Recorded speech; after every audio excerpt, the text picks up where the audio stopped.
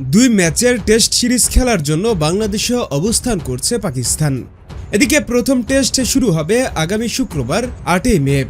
আর এই ম্যাচের আগে পাকিস্তান দলের অধিনায়ক শাহিন শাহ আফ্রিদি বলেছেন, ঘরের মাঠে বাংলাদেশ সবসময় শক্তিশালী প্রতিপক্ষ, তারা নিজেদের মাঠের সুবিধা নিয়ে থাকে, আমাদের বিপক্ষেও তার ব্যতিক্রম হবে না, কিন্তু আমরাও প্রস্তুতি নিয়ে এসেছি। শাহিন শাহ আফ্রিদি আরও বলেন, আমাদের লক্ষ্য শুধু এই সিরিজ জেতা নয়, আমাদের লক্ষ্য টেস্ট চ্যাম্পিয়নশিপের ফাইনালে পৌঁছানো এবং শিরোপা জয় করা। এছাড়া তিনি বাংলাদেশের পেসার নাহিদ রানার প্রশংসা করে বলেছেন, নাহিদ বাংলাদেশ ক্রিকেটের জন্য দারুণ সম্ভাবনাময় একজন বোলার। সাম্প্রতিক সময়ে তার পারফরমেন্স বেশ ভালো, তবে আশা করি এই ফর্ম পাকিস্তানের বিপক্ষে খুব বেশি কাজে আসবে না। অর্থাৎ এখানে শাহিন শাহ আফ্রিদি বাংলাদেশকে যেমন ঘরের প্রতিপক্ষ হিসেবে শক্তিশালী মনে করছে, ঠিক তেমনি ভাবে তারা বাংলাদেশকে হারানোর একটা হুঙ্কারও দিয়ে রাখল।